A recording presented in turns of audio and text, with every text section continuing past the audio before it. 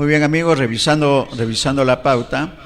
Estamos en Ánfora 2021 de hoy día jueves 22 de julio del 2021 a través de la señal de Voces Migrantes Televisión Virtual, de BIS Televisión Virtual y de NOR TV. Estamos llegando a todo el mundo, en especial a Europa, Estados Unidos, Latinoamérica y evidentemente a nuestro territorio nacional. Nuestro país, nuestro bello país, el Perú, con todas sus potencialidades y su gente maravillosa. Vamos a conversar con una consultora internacional de mucho prestigio en el tema de seguridad y desarrollo humano, que siempre es un gusto conversar con ella. Lo hemos tenido hace pocos días, pero es necesario volver a conversar con la doctora Olenka Ochoa Berreteaga, porque está en agenda un tema político y un tema de participación de los jóvenes, las niñas, los niños y los adolescentes, no solamente en el tema político, sino también en el tema que tiene que ver con el cuidado de nuestro entorno, el medio ambiente, la ecología, las potencialidades, sobre todo nuestro país tan rico en estos temas. Pero vamos a hablar también del tema político. Olenka, bienvenida, como siempre, a Ánfora 2021. Hola Néstor, como siempre también un agradecimiento sincero por estas oportunidades que nos das en esa lógica tuya tan pluralista y tan preocupada por el bienestar y el futuro del país. En eso estamos, en eso está todo el equipo de BIS Televisión. La mirada de mujer, la mirada de la consultora en temas de desarrollo, de desarrollo humano y de seguridad, de lo que está ocurriendo y lo que va a ocurrir. Ya tenemos presidente, ya está oficializada la presidencia constitucional de Pedro Castillo, un profesor rural que está asumiendo el reto en un escenario de bicentenario y en la que, siendo profesor primario, tiene como prioridad los niños y las niñas en etapa de formación, los futuros ciudadanos de nuestro país que tenemos que formar en estos tiempos tan difíciles de pandemia. Además, Olenka, escenario difícil. Exactamente, Néstor, porque fíjate, no solamente es que hemos tenido una transición a un nuevo gobierno luego de 4 presidentes, ¿no? Eso ya nos hace ver la crisis que está enfrentando este nuevo gobierno, sino también que es una nueva gestión en medio de una crisis que no se ve, digamos, cuándo va a acabar, ¿no? Porque el año pasado se decía, sí, ya estamos, digamos, ¿no? A nivel mundial se decía, sí, ya estamos controlando la epidemia, ya saliendo y viendo la segunda ola y luego vienen las cepas. Y entonces es como un escenario complicado que todavía no podemos decir la pospandemia, porque todavía estamos en la pandemia misma, ¿no? Y entonces le toca, digamos, la crisis política, la crisis sanitaria, la crisis económica, porque no hay que olvidar el impacto en la economía que ha tenido la pandemia, ¿no? Y en medio de eso, obviamente, una suerte de conflicto que se ha dado en el marco de la campaña, ¿no? Que ha generado, o yo digo, ha abierto, digamos, las viejas heridas que todavía no se habían cerrado en un Perú, que todavía no logra identificarse como nación, ¿no? Porque siempre decimos, somos país, pero no somos nación en la medida que no tengamos una identidad cuajada, no sentamos, como se dice, no tengamos esa autoestima que sí lo tienen en otras naciones, decir, no, somos el Perú, somos peruanos, y eso significa también defender, apostar por el desarrollo del Perú y no demolerlo, ¿no? Y entonces yo creo que es un gobierno, digamos, que se instala en un contexto nacional bien complicado, también en un contexto regional, ¿no? Que está de alguna manera dando muestras de que el modelo social, el modelo económico, el modelo político ya se agotó. Y solamente alguien que no tiene capacidad de ver ni sentir las voces que te vienen de la realidad, no se puede dar cuenta que tenemos que hacer un cambio para bien, ¿no? Un cambio mirando el futuro, el horizonte, y eso significa rehacer lo que llamamos el contrato social, ¿no? Esta suerte de acuerdo tácito para convivir en un territorio, para tratarnos bien, para trabajar como equipo y decir vamos a salir de estas, ¿no? Entonces, hay un tema, como te decía, de que en América Latina se están dando cambios que ya se veían venir porque obviamente había una suerte de demandas sociales, demandas populares que no estaban siendo bien atendidas, pero sobre todo creo que había una demanda por lo que se llama el reconocimiento, ¿no? Mucha gente quería ser reconocida como persona, como, digamos, como ciudadano de primer nivel, ¿no? Entonces, eh, ese era un poco el primer apunte. No sé si me están escuchando. Perfectamente, perfectamente, Olenka. Ah, correcto, correcto. Pensé que se había ido el audio, pero entonces hay un tema, como te digo, de que en América Latina se está viendo en todos los países esta suerte de revitalización de todo lo que es la apuesta de pueblos originarios, de reconexión con un pasado, pero no con una idea de hacer lo mismo del pasado, sino de decir, hemos sido cuna de grandes civilizaciones, hemos aportado muchísimo a la humanidad, porque hay que recordar que en muchos momentos los productos naturales de América Latina y de Perú han alimentado al mundo, ¿no? Y entonces creo yo que hay esas vueltas de la historia, ¿no? Esas vueltas de la historia que ya se veían venir diciendo, vamos a volver a reconectarnos con lo que eran nuestros aportes, nuestros conocimientos, cultura y ciencia de lo que hemos traído como civilización durante muchísimos años, muchísimos siglos, y que lo abandonamos. Y hay una suerte de pedir también un reconocimiento desde sectores populares, ¿no? O sea, porque no todo es economía, no todo es decir, ah, sí, es que le vamos a dar un poquito de más de ayuda, sino que la gente lo que quiere es que sea tratada, reconocida, visualizada como igual, ¿no? Y eso significa, obviamente, en todo contexto donde hay esas demandas, significa que otros tendrán que dejar ir parte de los privilegios. Y eso, que a mucha gente le molesta o no quiere escuchar, es un proceso que se da normalmente en los hogares, Néstor. Sí. Porque cuando crecen los hijos, ¿no? En un hogar, comienzan a reclamar y solamente los padres que no tienen capacidad de escuchar y de ver que sus hijos están creciendo, cierran las puertas y le dicen, no, aquí mando yo, ¿no?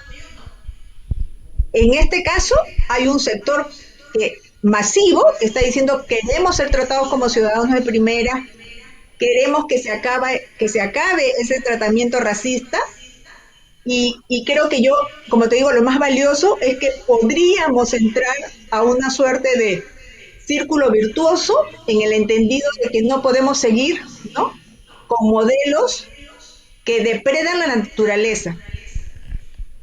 No vamos a ir a ningún sitio si seguimos depredando la naturaleza, nuestros recursos naturales, y estamos no solamente con eso dañando al Perú, sino también a todo el planeta, porque acuérdate que tenemos la Amazonía, ¿no? El pulmón del mundo, somos fuentes de agua en América, entonces hay ese proceso en América Latina y se ve en todo, en Brasil, en Bolivia, en Chile, en muchos países está, en Ecuador hace años, ¿te acuerdas cuando hubo esas grandes marchas, esos grandes procesos que tuvo que enfrentar el anterior presidente de Ecuador? Y entonces yo creo que lo que hay que hacer es readaptarnos, acomodar nuestra cabeza, también nuestros sentimientos y nuestra forma de pensar a estos nuevos tiempos y decir, bueno, pues son nuevos tiempos, tenemos también que renovarnos, ¿no? Y jalar para adelante todos este Perú que, como tú decías, es un Perú maravilloso, pero maniatado desde muchos años, ¿no? Que ha sido tratado como una república bananera, donde hay gente que piensa que es dueña de los recursos y de la gente, y así no podemos seguir, ¿no? Creo que hay un contexto latinoamericano particularmente especial que creo que ese le va a ser muy favorable para el nuevo presidente Pedro Castillo, creo que le va a ser muy favorable. Un contexto nacional que sí creo que va a serle muy, muy difícil, Y por otro lado hay un contexto internacional, ¿no? Donde se ponen en juego también demandas, fíjate, muy fuertes, porque la pandemia ha servido para que a nivel internacional se comiencen a preguntar qué ha pasado de que hay tanta gente que está en la miseria, que tanta gente se muere porque no accede a la salud. Entonces, desde muchos organismos internacionales, se está hablando incluso de asegurar un ingreso mínimo vital, un ingreso mínimo universal. ¿Te das cuenta del avance que significa eso? Ya no es un debate entre algunos partidos en los países, no, a nivel internacional se está debatiendo la necesidad de que en todos los países la gente esté de alguna manera asegurada con un ingreso vital universal. Y por otro lado, también se está hablando de un impuesto universal a las grandes ganancias, ¿no? Porque también no podemos desconocer que en medio de la pandemia y del empobrecimiento sistemático, no solamente de la gente que ya era pobre, sino los sectores medios, emprendedores, empresarios que se han ido, como se dice, a la ruina, mientras eso ocurría, ha habido gente justamente que ya eran millonarios y que ahora son billonarios, ¿sí? Entonces, otra vez, volvemos sobre un esquema de enorme desigualdad y ya se ha visto que así no va la humanidad a ningún sitio, lo que único que va a la humanidad, si se sigue con lo mismo, es al despeñadero, ¿no? Y entonces, como te decía, hay un debate internacional muy fuerte sobre el ingreso vital universal, sobre el impuesto universal a las riquezas, pero también ahí se han puesto sobre el tapete dos temas que creo que podría ser el caballito de batalla de este gobierno, al menos para el corto plazo, que es la salud y la educación.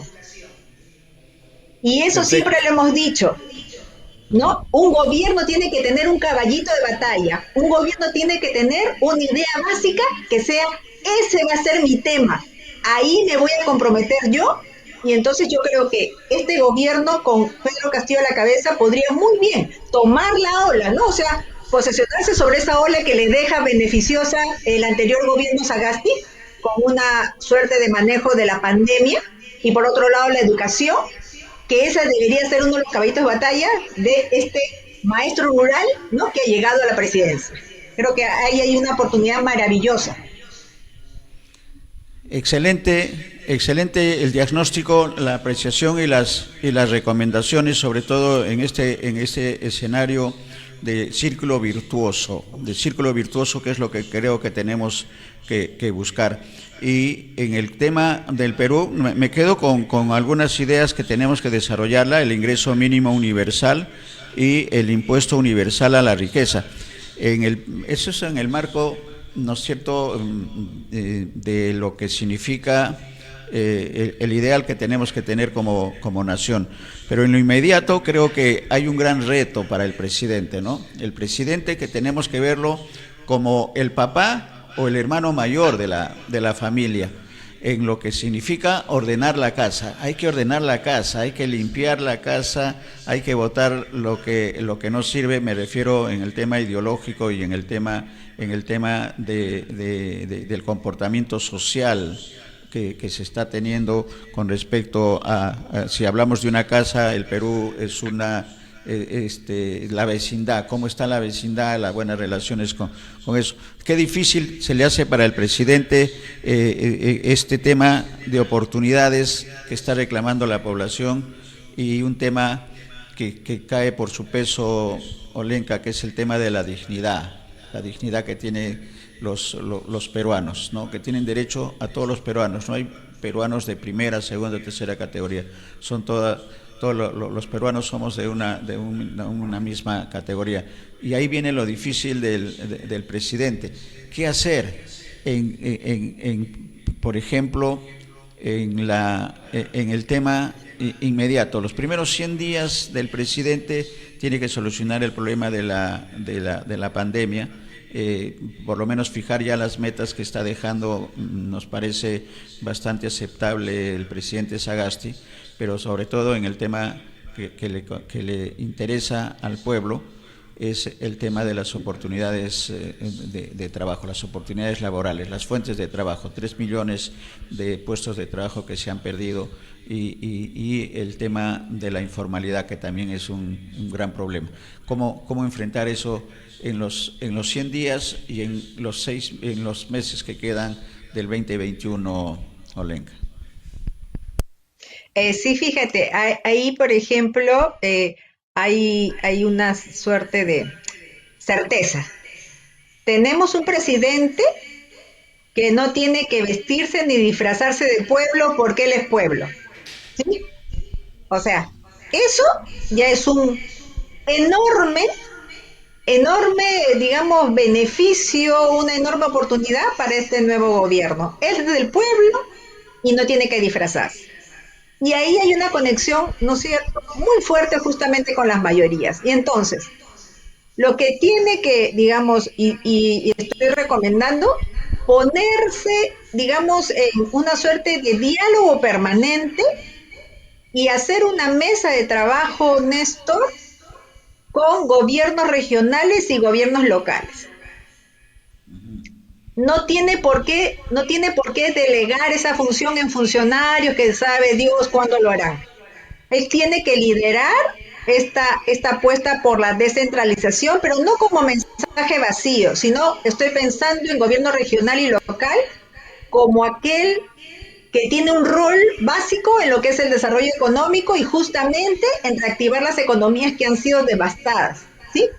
Porque a lo largo del Perú se han devastado, por ejemplo, las economías que estaban basadas en el turismo, ¿no? Están quebradas, ¿sí? Y también tenemos el fenómeno en las grandes ciudades de la gran informalidad y que han aumentado exponencialmente los vendedores ambulantes, ¿sí?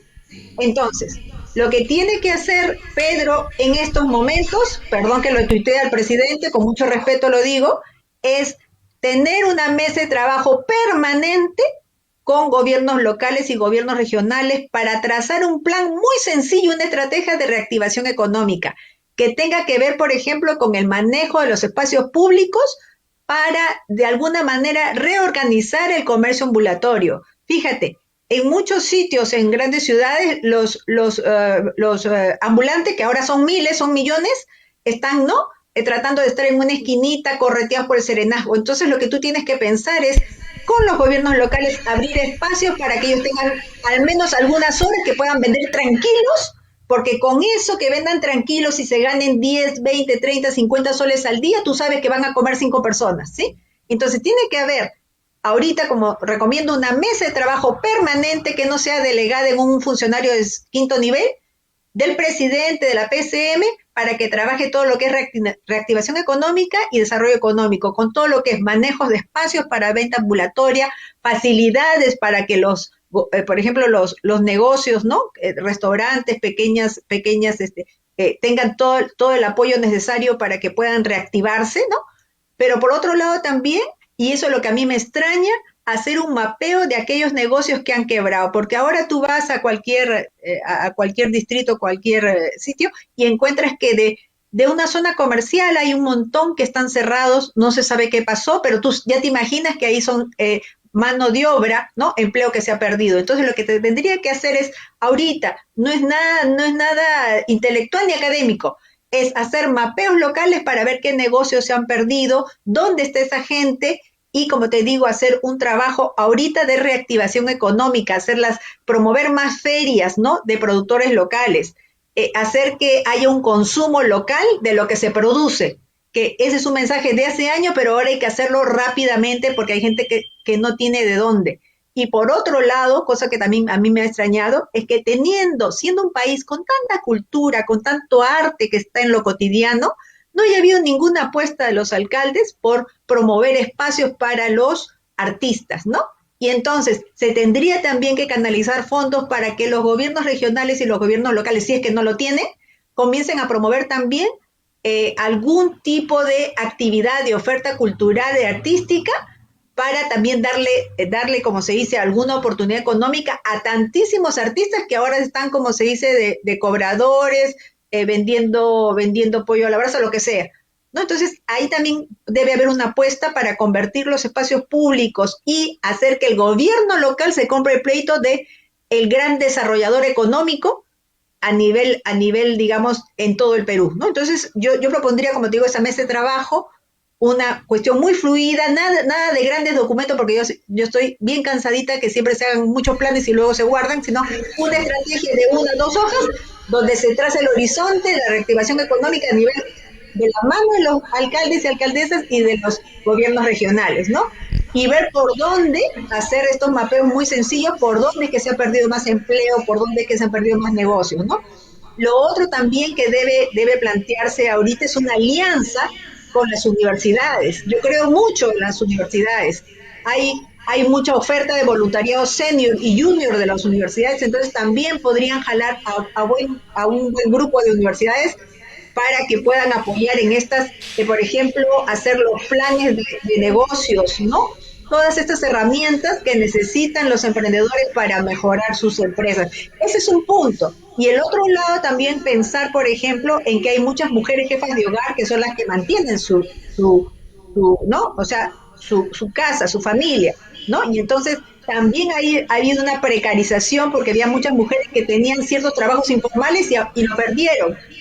Entonces, también ver ahí algún tipo de apoyo económico, una línea crediticia para las mujeres que son emprendedoras, que son jefas de hogar, para que inicien de inmediato un pequeño negocio o más bien puedan ponerle un poco, ¿no?, de dinero a su negocio que ha sido quebrado, ¿no? Y entonces ahí hay varias líneas, ¿no? De mujeres jefas de hogar, emprendedores locales y también jóvenes, ¿no? Que ahí también, por eso yo te decía, apuesto mucho por una universidad porque Sí. ahí podría hacerse clínicas, lo que llaman clínicas muy cortitas, de decir cuántos chicos están sin empleo, no tienen ni para comer, y entonces yo comienzo a financiar esas escuelas, esas clínicas, para que los chicos de inmediato comiencen un pequeño negocio. Mira, la laboriosidad del peruano y la peruana es reconocido aquí en la China. Somos chamberos, somos gente creativa, no somos gente que esté esperando, no, somos creativos, pero hay que darle apoyo jóvenes y por otro lado, por ejemplo, mirar también qué está pasando en comunidades, ¿no? Más alejadas, comunidades indígenas, campesinas, que también tienen muchos problemas ahorita, ¿no? Y entonces ahí también repensar qué se puede hacer con ellos. Y eso, como te digo, tiene que ser liderado por el presidente de la mano de las autoridades subnacionales y de repente alguien de la PCM que lo pueda apoyar, ¿sí? Y no dar, no, o sea, nos estamos jugando ahorita, Néstor, la vida, la vida de la gente, la posibilidad que coman día a día, muchas personas, ¿no? Y también hay otro elemento que siempre he dicho, que el Ministerio, el MIDIS, ¿no? De Desarrollo Social, creo que se llama, que sea también, sea más pilas, ¿no? Sea más aguerrido en su función y comience a hacer estos mapeos que también hemos pedido en plena crisis, de dónde están las familias más golpeadas por la pandemia. O sea, no pueden sentarse a esperar que el INEI levante ¿no? Levante la data y entonces la data y ahí se murieron todos. Tienen que salir a la calle y ahí está digamos, el valioso rol de los gobiernos locales y regionales que pueden identificar qué familias han sido más golpeadas, porque tenemos que ser conscientes de que hay familias que han perdido hermanos mayores, hermanas mayores, mamá, papá, y entonces vamos a tener familias que están destruidas, no solamente emocionalmente por la tragedia, sino económicamente, ¿no? Entonces ahí por ejemplo, en ese caso de chicos y chicas que están en total vulnerabilidad, no es suficiente esos 200 soles que le van a dar a cada uno, porque yo le pregunto a los que nos escuchan, ¿qué niño sobrevive con 200 soles al mes, por favor? Nadie sobrevive con 200. Entonces, ahí habrá que hacer una gran inversión, tocar la puerta, aunque sea de la cooperación internacional, para poder facilitar a esos hogares duros golpeados por la crisis, para garantizar siquiera que esos chicos, al menos hasta su mayoría de edad, vivan y coman bien y sean, digamos, gente de bien, porque no podemos otra vez decir, bueno, ya cada uno sobrevivirá como hemos hecho durante estos 30 años, cada uno ve por su cuenta, no podemos ser así, listo. Si queremos ser un país civilizado de primer mundo, tenemos que invertir en la infancia y no podemos seguir cerrando los ojos a la realidad. Correcto, correcto. El diagnóstico está para todos los sectores, Olenka, todos los ministerios en tu exposición están comprometidos en esta tarea. Sabemos que Ánfora 2021 tiene una audiencia importante en Perú Libre, así que esperemos que estas recomendaciones, principalmente el tema de las mesas, de la mesa de trabajo permanente, que creo que es, y el mapeo, que también es fundamental. Entremos al tema de los niños, las niñas y los jóvenes, este evento que estás organizando el día de hoy conjuntamente con 3 instituciones importantes en la preocupación de los niños, las niñas y los jóvenes. Tenemos un flyer que, si producción no lo ubica para poder al contexto, Olenka. Cambio climático y derecho de niñas, niños y adolescentes, voces desde América Latina, es el nombre del conversatorio a partir de las 4 de la tarde de hoy día jueves, y esto lo está organizando Perú Equidad, Ciprodeni, Guatemala, y auspiciado por FEMUN, ALC y el campus Pensadores Urbanos Perú. Pero mejor te dejamos, Olenka, para que nos digas y nos cuentes exactamente el tema, el objetivo, los participantes. Vamos a entrar en alianza y en la transmisión de este evento a partir de las 4 de la tarde con BIS en nuestra programación, de manera que va a ser muy importante el adelanto para crear la expectativa en nuestros televidentes, y nos acompañen también a partir de las 4 de la tarde en este interesante conversatorio. Olenka, adelante. Gracias, Néstor. Yo también reconozco mucho tu apoyo. Tú no sabes lo valioso que es para nosotros, que hacemos estos esfuerzos y muchas veces sin ningún recurso, tener el apoyo de esta televisión maravillosa que nos permite llegar, como tú dices, no solamente a Perú, sino también a nuestros hermanos migrantes, hermanas y hermanos migrantes que están en el exterior, y llegar a otras comunidades.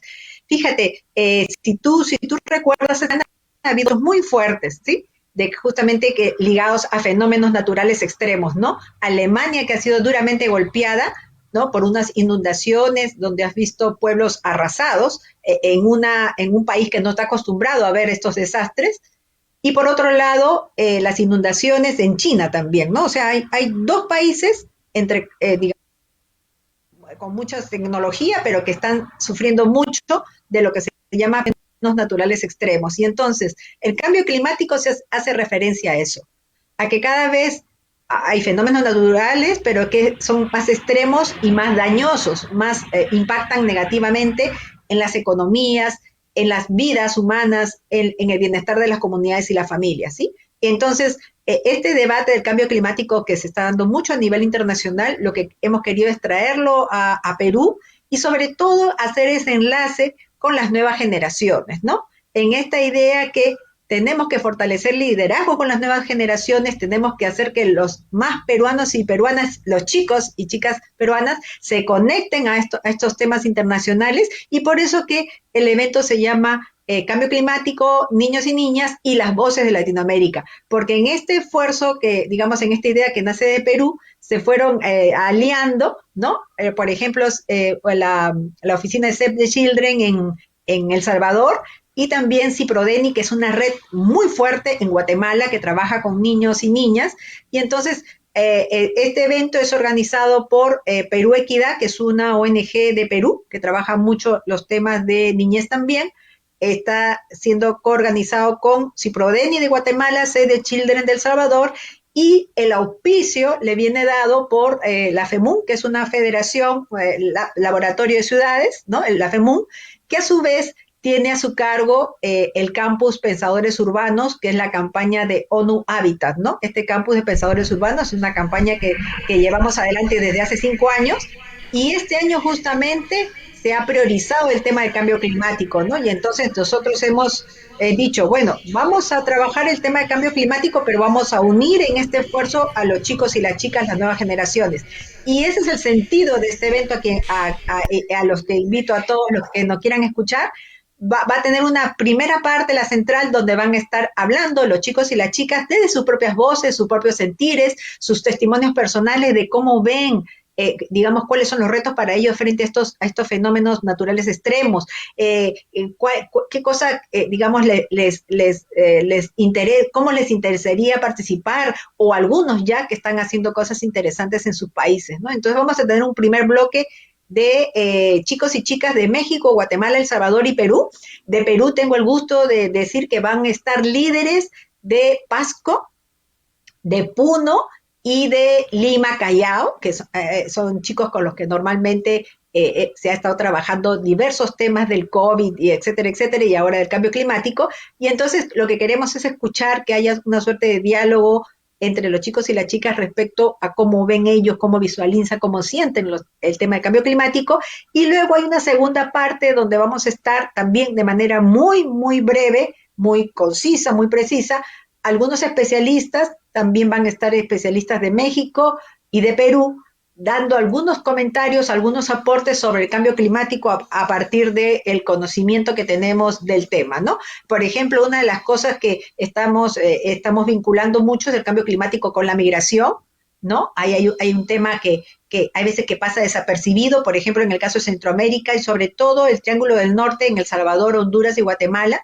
Hay un tema, por ejemplo, que se prueba de que mucha de la gente de estas caravanas, ¿no?, de migrantes que uno normalmente ve, o esta migración que ve uno de Centroamérica, que se van hasta México y se van luego a Estados Unidos, ¿no?, vienen justamente de una zona devastada por el cambio climático, que es una zona de sequía, que es el corredor seco de Centroamérica, ¿no?, donde no es posible ya cultivar nada porque se secó la tierra, ¿no? Entonces hay un tema de migración ligada al cambio climático. También se va a ver el impacto socioeconómico, porque también el cambio climático afecta mucho a las economías, afecta mucho a las familias, ¿no? Por ejemplo, cuando hemos estado preparando este evento, escuchábamos a los líderes, por ejemplo, de Pasco, que muy clarito, porque los chicos las saben todas, muy claritos nos decían cómo con estas heladas que cada vez son peores, no son más dañosas para las comunidades, se les mueren sus animalitos, y tú sabes que en el interior del país, para una familia que se te muera un animalito, es toda una pérdida económica, ¿no? Y entonces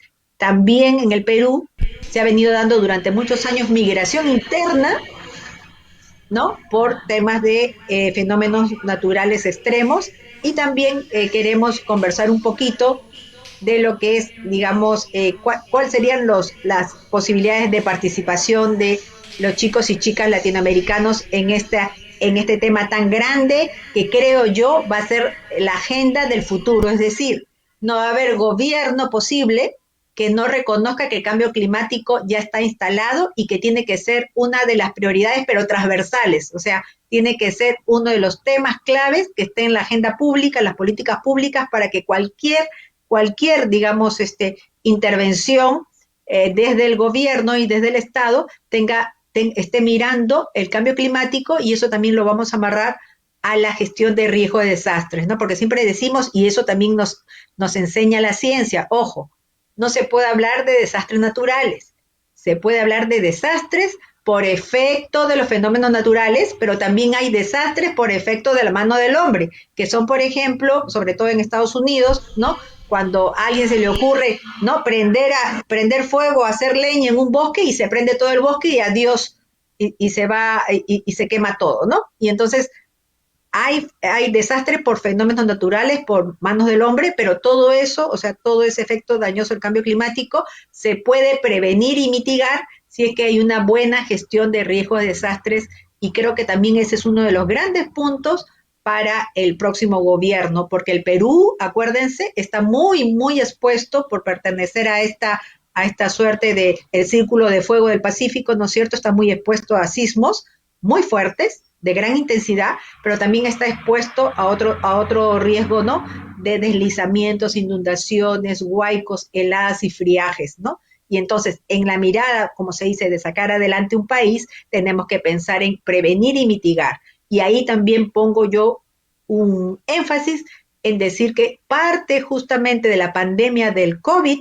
si hubiera habido una buena gestión de desastres, es decir, todas las autoridades hubieran conocido siquiera lo mínimo de las herramientas y los enfoques de la gestión de riesgo de desastres, otra hubiera sido la historia, ¿no? Pero ya para no perderme en otros temas, decirle que hoy día 22 de julio a las 4 de la tarde los esperamos a través de este canal BIS para este conversatorio sobre cambio climático, niñez, adolescencia, las voces desde América Latina. Muchas gracias. Muy bien, muchas gracias también. Excelente la síntesis y la invitación final, Olenka, a este evento que tiene que ver con el cambio climático y sobre todo con la participación de los actores naturales, los niños, las niñas y los adolescentes, no solamente de nuestro país, sino de toda Latinoamérica y finalmente de todo el mundo. Muchas gracias, Olenka. Como siempre, a las 4 estaremos nuevamente, seguramente vas a estar en la conducción del conversatorio, estaremos nuevamente contigo en la señal de BIS Televisión. Sí, Néstor, ahí te esperamos y sí, me toca conducir pero yo feliz porque me encanta escuchar a las nuevas generaciones que, como se dice, van a ser los que van a guiar nuestros pasos en los próximos años. Muchas Sí, gracias. son los grandes maestros, los niños, las niñas y los adolescentes de todo el mundo.